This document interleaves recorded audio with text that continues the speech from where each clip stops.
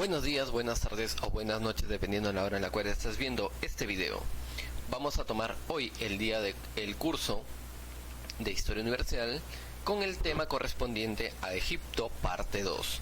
Vamos a ver algunos aspectos culturales, sociales, religiosos en cuanto a esta cultura tan importante que nosotros ya habíamos tomado un poquito la semana antepasada. Entonces, sin nada más que mencionar, vamos a iniciar el día de hoy con el tema. Para ello espero que estés ya súper listo, anotando todo en tu cuadernito. Y damos 1, 2 y 3. Empezamos. Vamos a ver Egipto, sociedad y cultura. Para ello, vamos a anotar un poco de la sociedad y la pirámide social y cómo se distribuyó la sociedad dentro de la civilización egipcia. Vemos que dentro de esta pirámide, en la cima de la pirámide social, se encontraba el faraón, como lo habíamos visto en la clase en Egipto 1, que el faraón representaba a la máxima autoridad de Egipto, representaba el máximo poder y también establecía un gobierno teocrático. ¿Qué significa gobierno teocrático? Teo significa Dios y kratos poder. Un gobierno basado en el poder de Dios o en el poder de los dioses. Ya que el faraón representaba al hijo de los dioses, al hijo del dios. Por ende, él también representaba una figura divina. Por ende, se establecía un gobierno basado en la religión también, en la cual la cabeza de toda esta estructura vendría a ser el faraón. Debajo del faraón se encontraban los sacerdotes, quienes controlan a la población mediante los cultos y también controlan a la población mediante el enaltecimiento del faraón. Los sacerdotes se encargaban de que el faraón se vea como una figura divina y también realizaban algunos cultos religiosos para los dioses. Por ello es que mediante este sistema religioso se controlaba a la población. Tenemos también debajo al visir y al escriba. ¿Quién era el visir? El visir era quien supervisaba todos los nomos, todas las comunidades a lo largo de Egipto, era quien se encargaba de esta supervisión. Y el escriba era quien registraba todas las actividades del faraón, y no solamente del faraón, sino también las actividades que se realizaban a lo largo del imperio. Escriba, el que escribía, vamos a decir así, ¿no? El que escribía las actividades del faraón, y el visir, el que veía, el que supervisaba todas las actividades dentro de las comunidades o dentro de los nomos. Debajo encontrábamos a los guerreros, aquellos que conformaban la fuerza militar, representaban el poder militar del reino, la fuerza bruta, la masa que se encargaba de dominar al pueblo mediante la opresión, mediante las tácticas bruscas, las tácticas que tenían aquí en cuanto a las tácticas militares. Luego teníamos pues al pueblo, y el pueblo pues era el sector más bajo y quienes realizaban labores cotidianas y comerciales, que se encargaban pues, que era en realidad era la mayor masa. El pueblo siempre ha sido la mayor masa, pero siempre ha sido quienes han estado oprimidos por los guerreros, por los sacerdotes y los faraones. El sector más abundante, pero también el más oprimido. Estos se encontraban pues realizando labores cotidianas, comercio, agricultura, ganadería, creación de cerámica, algunos textiles, y también algunos se encontraban dentro de los mercados, valga la redundancia, comerciando, pues, ¿no? Entonces tenemos aquí la estructura social dentro de la civilización egipcia. Dentro de la cultura Primero, uno de los primeros aspectos que vamos a tomar van a ser la arquitectura.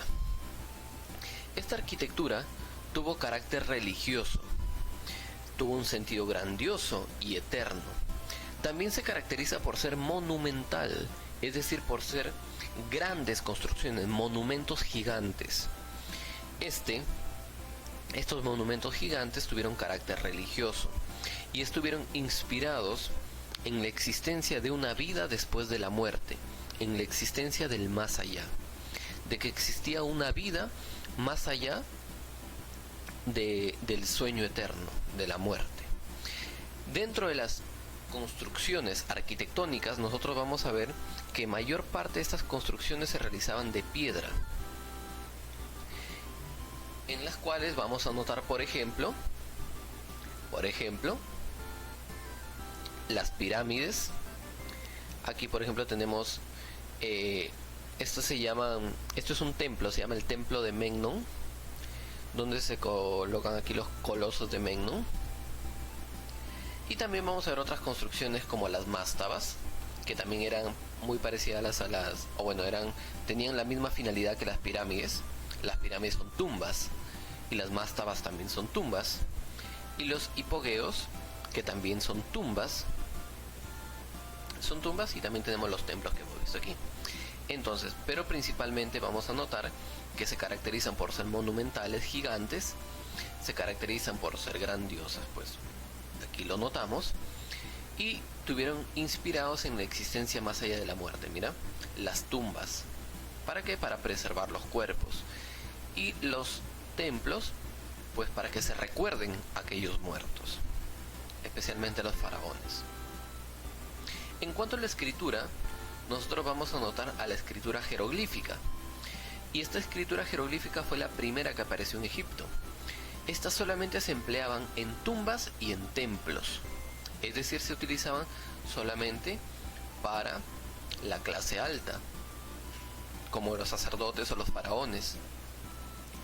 La hierática, que era utilizada por los sacerdotes y escribas en contratos comerciales. La hierática era un poco de clase media, vamos a nombrarla, ¿no?, dentro de los sacerdotes y algunos escribas para algunos contratos comerciales.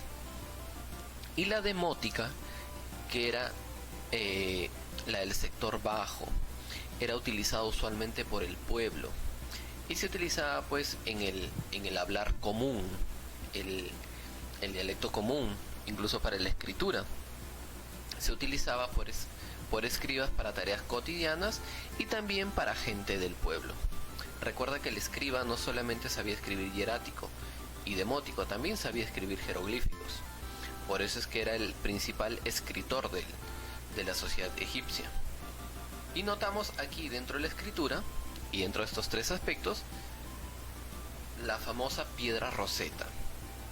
Esto, lo que nosotros estamos viendo en la imagen, representa a uno de los aportes más grandes para la civilización egipcia en cuanto a la escritura, ya que esta piedra Rosetta fue estudiada por un francés llamado Champollion.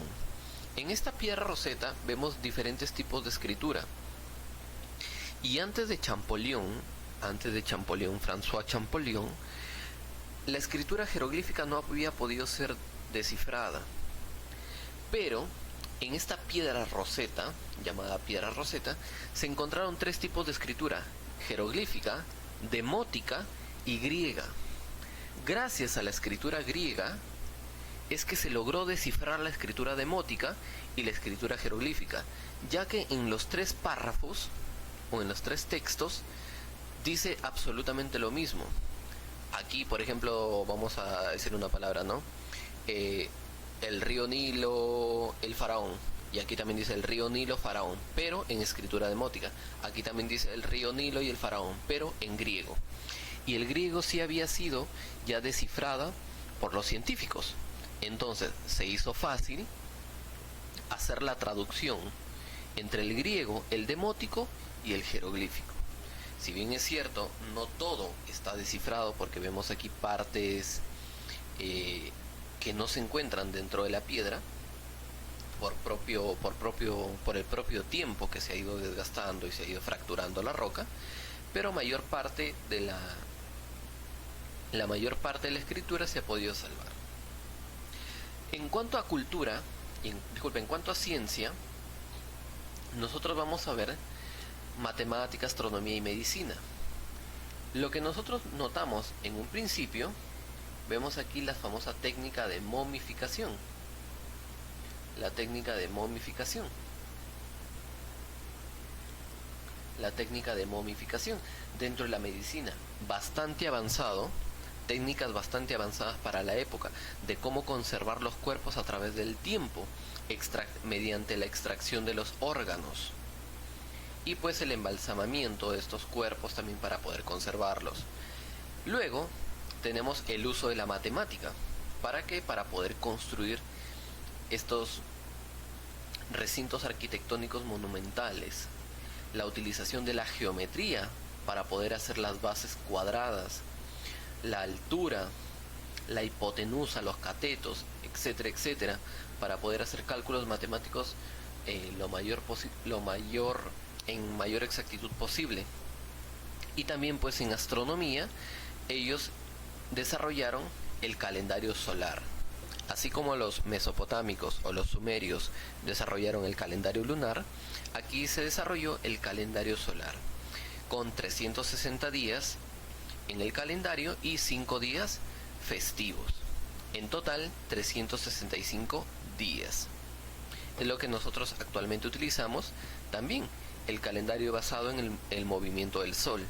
Por eso es que tenemos 365 días. Entonces, chicos, espero que la explicación haya quedado clara. Vamos a repasar bastante el tema y con eso nos estamos despidiendo, chicos. Cuídense.